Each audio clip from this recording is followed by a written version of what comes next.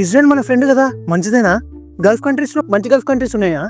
China అప్పుడప్పుడు గొడవ పడుతుంటది, అప్పుడప్పుడు ఏంటనా ఈ బిహేవియర్ అర్థం కావట్లేదు. నేను నీకు ఎక్స్ప్లెయిన్ చేస్తా, సింపుల్ ఎక్స్ప్లెయిన్ చేస్తా. ఫర్ ఎగ్జాంపుల్, ఒక గ్రూప్ ఆఫ్ ఫ్రెండ్స్ ఉన్నారనుకో, ఆ గ్రూప్ లో ఒకడు పర్ఫెక్షనిస్ట్ ఉంటాడు, టైంకి వస్తాడు, టైంకి తింటాడు, టైంకి పండుకుంటాడు. వాడోడు అంటే రష్యా. ఇంకోడు ఉంటాడు ఫుల్గా నేను వాడేసి పడేసేటోడు, ఆడి చైనా. నా ఫ్రెండ్ వాడున్నాడు, ఆడి చైనా. ఇంకొకడు ఉంటాడు ఇంటింటికి పోయి సిగ్గు లేకుండా అడుక్కునేటోడు, ఆడు బంగ్లాదేశ్. ఇంకొకటి ఇంట్రెస్టింగ్ క్యారెక్టర్, ప్రతి బ్యాచ్ లో ఒక అప్పారావు ఉంటాడు, పాకిస్తాన్. ప్రతి బ్యాచ్ లో ఒక సైకో వాడు ఉంటాడు, ఆడు నార్త్ కొరియా. ఈ బ్యాచ్ మొత్తానికి ఒకటే అమ్మాయి ఉంటుంది, ఆ అమ్మాయికి అందరు లైన్ ఇస్తుంటారు. ఆ అమ్మాయి ఎవరు తెలుసా? ఇటలీ. ఇంకోడు ఉంటాడు, వీడు ఎప్పుడెప్పుడు ఆ గొడవ పడదాం ఉంటాడు, కాచుకొని ట్రాష్ ఫెలో. ఆడోడు ఇజ్రాయెల్. కరెక్టే.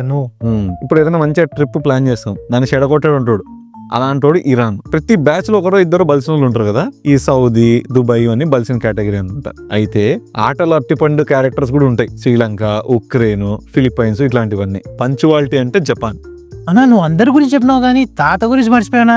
యుఎస్ఏ గురించి సింపుల్ చెప్పాలంటే, before Epstein files, after Epstein files. ఈ ఎప్స్టీన్ ఫైల్స్ ఏంటి? మీకు కూడా తెలుసుకోవాలనుకుంటే లాంగ్ వీడియో చేస్తాము, వెయిట్ చేయండి.